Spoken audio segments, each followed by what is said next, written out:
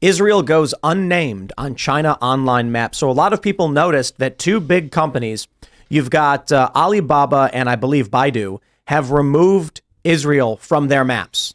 That is to say, this is the CCP. There's no private sector in China that just at the same time decides, hey, we're doing this thing.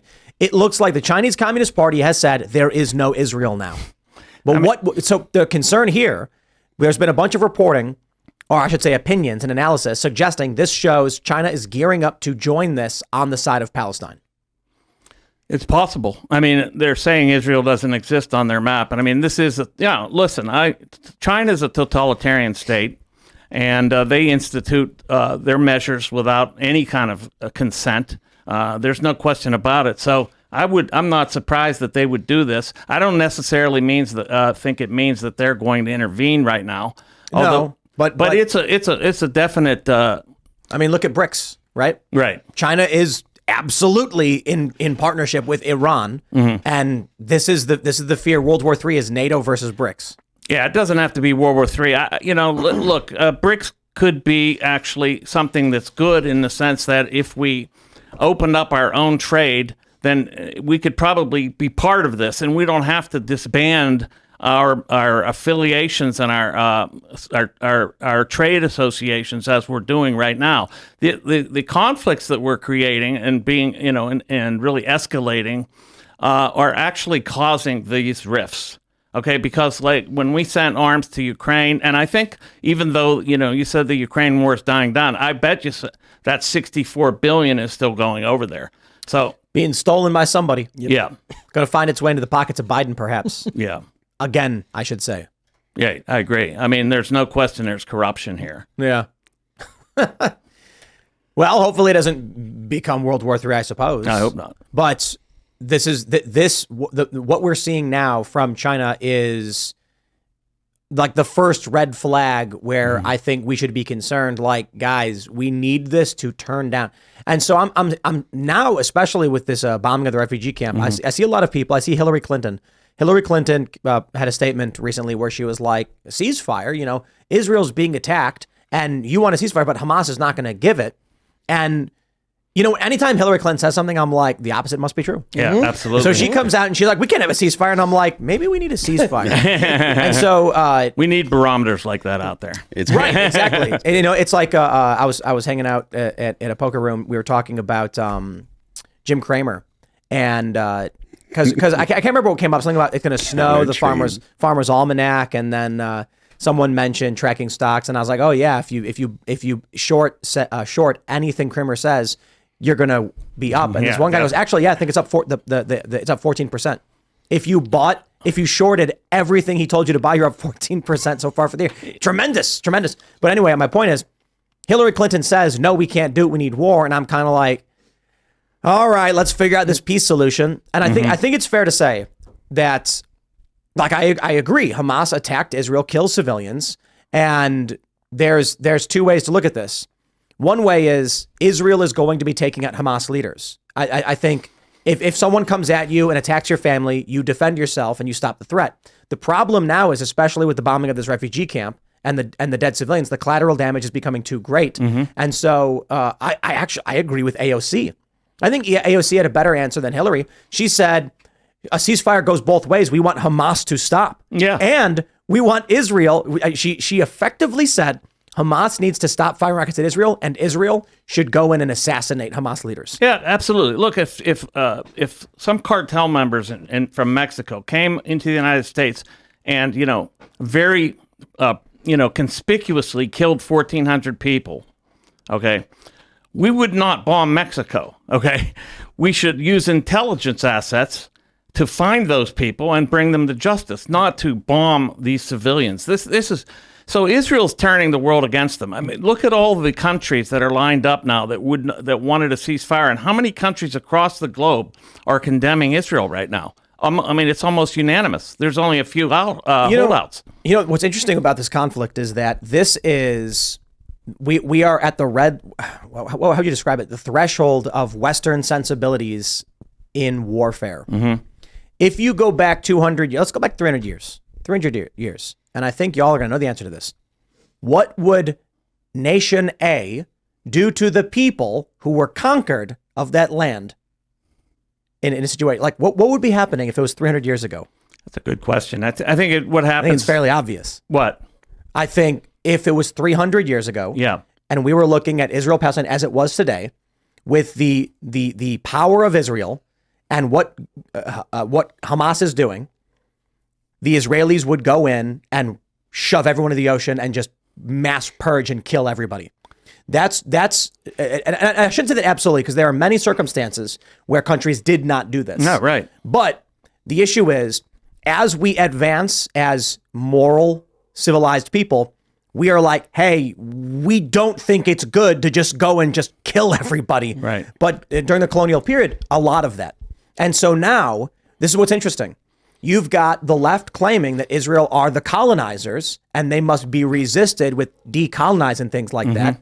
And if they really were the colonizers that the left is claiming they are, the colonizers of yore, it would be merciless. It would be brutal. You don't think it's merciless and brutal right now? I think. No. If you're saying today's brutal, then we need a new word for how brutal it would be if this was 300 years ago. 300 years ago, there were colonists in Africa. They didn't wipe everybody out. What they did is force. But we're talking about if we 300 years ago had something akin to Gaza and Hamas and Israel, and a bunch of people stormed into the borders of a settlement and massacred 1,400 people. The response from the more powerful nation would be a purge of everyone. Well, I want to qualify something about the 1,400, by the way. There's pretty good evidence that the IDF actually killed some of these people. Now, I'm not saying this is not Hamas's fault, but I'm not exonerating Hamas, but they bombed houses that they thought where people were being held hostage by terrorists. They bombed people they shot people on the street. So, I mean, there's a good number that were taken out by the IDF. And those charred bodies that you saw in the media, those are not possible. That is not possible vis-a-vis do you have a source I can pull up for that? I've read it in 5 different places, Tim. So I mean, those are serious claims. I've not seen that. Oh, yeah. They say that Israel blew up their own villages. They blew up houses in which they suspected that terrorists were holding hostages. Yes. But you need to know your sources on that one if you're in look at Middle East Eye. We'll try and pull something like that up. Mm-hmm.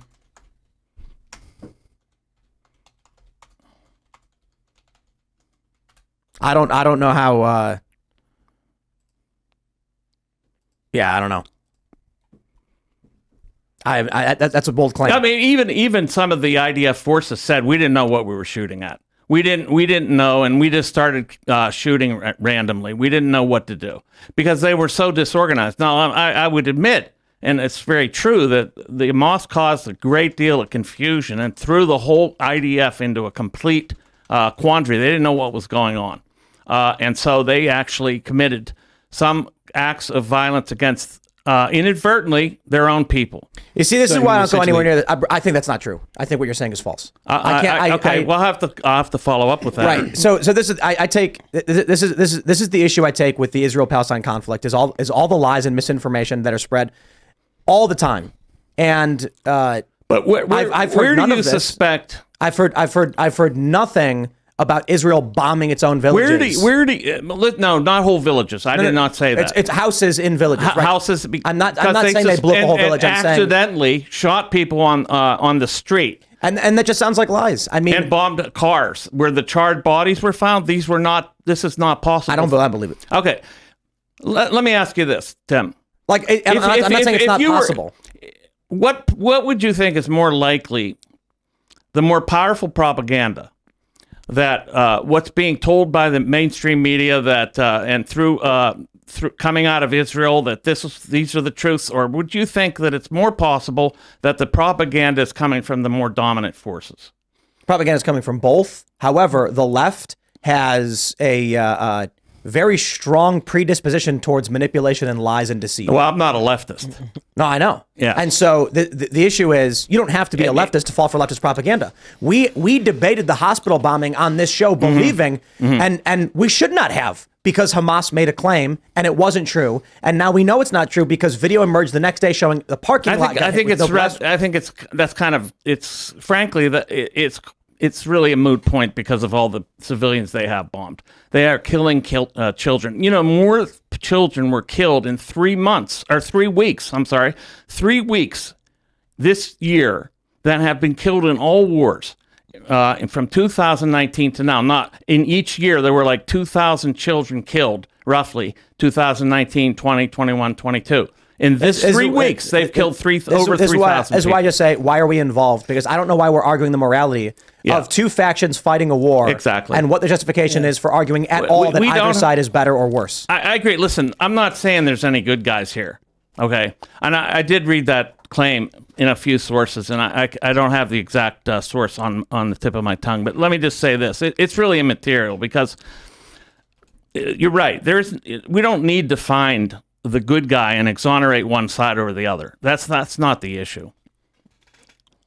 I just don't see that. And that includes Israel, by the way, because I think that what they're doing, if they have a superior morality to the people that they're killing, then why haven't they shown it? Well, I don't think that there's a situation where the United States is going to be able to come to a policy position that's going to make anyone happy. Well, it's not going to be utopia, but it's got to be better than what we've been doing. I don't think that I don't know that I believe that. Not that I'm not saying that we shouldn't try or that we should fund it. Every time I talk, I have to put this caveat because people are going to start saying that, oh, you're just pro-Israel or whatever. But that's not what I'm saying. Yeah, I'm just saying that I don't think that whatever course of action the United States takes is going to be sufficient or have a substantive difference. You know what I mean? We have a lot of history that we, frankly, are besmirched with. And that would take years to actually dissipate. And, there's not, we can't take back the fact of what we did in Iraq. No, you're right. But I mean, the tumultuous Middle East goes back to the birth of our country. The reason we have the Marine Corps is because of the Barbary pirates off the coast of North Africa. That area is a shit show, and it's always been an absolute mess. So the United States we can do our best to stay out of the political issues and tribal warfare that happens in the Middle East.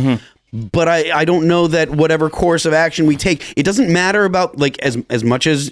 This is not condoning the Iraq War, but the Iraq War is not why the people in the Middle East, hate us. That's not the reason. It's not the reason, but it's one of them. It's not the reason. It's not that we built bases in Saudi Arabia. It's not that Israel exists. It's been that way forever. Well, I mean, according to Iraq, they attacked Kuwait the first time because of our bases in Kuwait. So, I mean, because the bases in Kuwait, and that was the reason for 9/11 as well, is because the bases in the Holy Land. They looked at it like the United States was conquering, a part of the Saudi Arabia, and I understand our footprint is too broad. That's the problem. So, it'll take a while to wash off the dirt that we've been involved in, but there's no time like the present to start. I'm not arguing that we shouldn't. What I'm saying is, I think that even if we take the course of action that you believe or that libertarians believe is right, and I support it. Not all libertarians, but I do. But and I support that course of action. I believe that would be a good policy, but I don't think that fixes the problems. I think I think it's naive to think that will solve problems eventually. I think that it's going to be a mess over there. Thanks for watching this clip from the Timcast IRL podcast. Hang out with us live Monday through Friday at 8 p.m. and become a member over at timcast.com for uncensored, members-only shows exclusive. Thanks for hanging out, and we'll see you all next time.